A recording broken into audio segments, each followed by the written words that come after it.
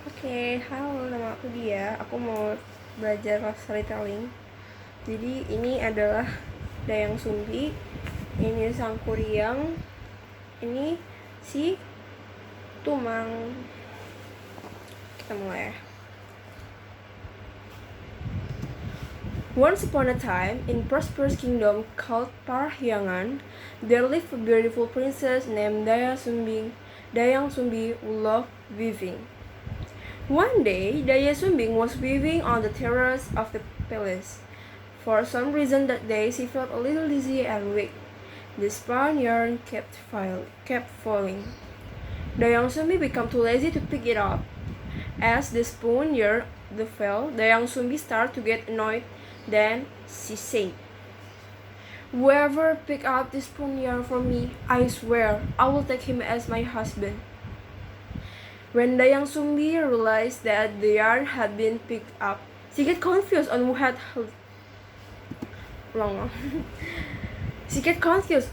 done it. Who picked up this yarn for me? There are no people here.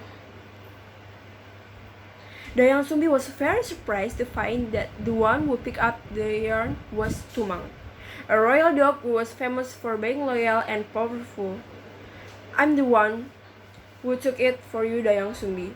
"What? Are you Tumang? That means you will be my husband?"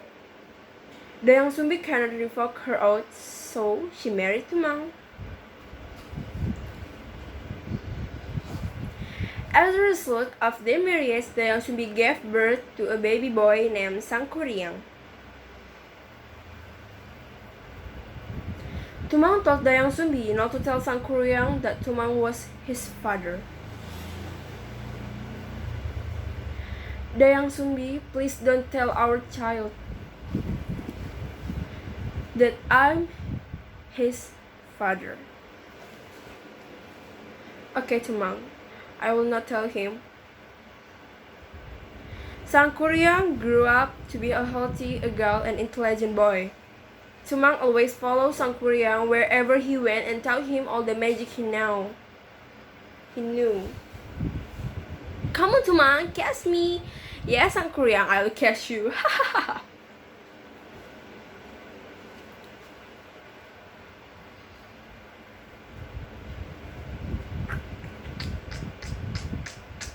Sangkuriang thought Tumang was just a pet. He didn't know that Tumang was his father. One day, Dayang Sumbi asked Sangkuriang to go hunting to get food. "Sangkuriang, my child, go hunt in the forest with Tumang. We need meat." "Yes, mother, I will definitely bring the meat for you." Sangkuriang went the forest accompanied by Tumang. Unfortunately, when night fell, he still had not found any success. Annoyed, Sangkuriang killed Tumang and handed over his meat for the palace party. Dayang Sumbi didn't know.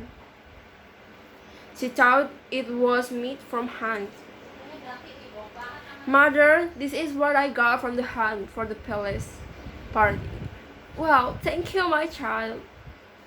After the party was over, Dayang Sumbi asked the whereabouts of Tumang, who had not been seen at the palace party.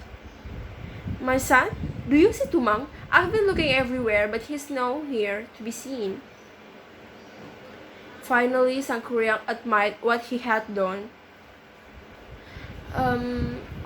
Well, mother, I've killed him, and the meat I gave to you, eat his meat." "What? Why did you tell Sangkuriang?"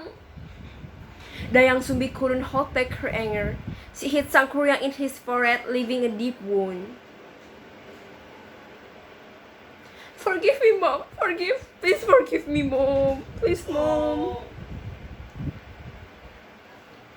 Because of what she had done to Sangkuriang, Dayang Sumbi was expelled from the palace by the king. No matter what he had done, Sangkuriang was the heir to the throne and the future king. No one can hit him. Dayang Sumbi left the palace. As time passed, Sangkuriang grew into a handsome, powerful, and respected young man. One day, he went hunting in the forest, who was pleasantly surprised when he came across a gorgeous girl. "Ha! Where's that girl? She's so beautiful." I miss it. Sangkuriang did know that the woman was Dayang Sumbi, his mother. She also did not recognize him. They fell in love, and Sangkuriang didn't take long to propose to Dayang Sumbi. Dayang Sumbi accepted the proposal. She still did know it was Sangkuriang who had grown up. Alright, I'm willing to be your wife. You're a handsome young man. However, before their wedding day, Dayang Sumbi noticed the scar on Sangkuriang's forehead that was precisely the same as her first child had. "Oh my god, this woman is my son, Sangkuriang. The scar on his forehead is still there. He's indeed my child." Dayang Sumbi immediately looked for a reason to cancel her marriage to Sangkuriang. "Sangkuriang, you can marry me as long as you can fulfill my request." "What is your request, beautiful girl?" Dayang Sumbi had thought long and hard to come up with a request that Sangkuriang could never fulfill. "I want you to turn the valley into a dam and make a boat to cross the water. It must be finished before dawn." It must be finished before dawn. Dayang Sumbi's request was difficult, but Sangkuriang did not want to lose Dayang Sumbi.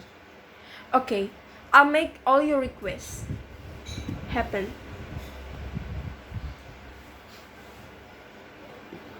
Sangkuriang harnessed all his magic power. He invited spirits and jinn to help him. This and this.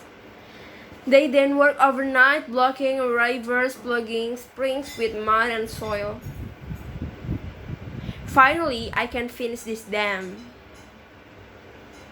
When everything had been done, Sangkuriang went to cut down a giant tree and began to make a hut boat. "Now, all we have to do is make a big boat to cross the water. I can do it." Dayang Sumbi began to nervous because Sangkuriang had almost finished the task, and dawn was still far off. "Oh no, I have to stop Sangkuriang before dawn." Dayang Sumbi prayed earnestly to God that Sangkuriang would fail.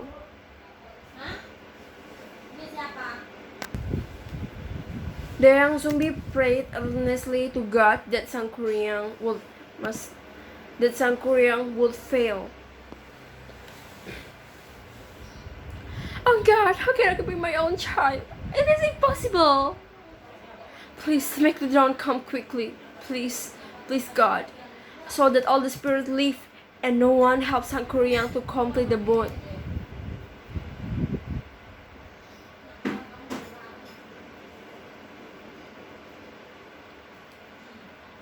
A miracle occurred and the sun rose early.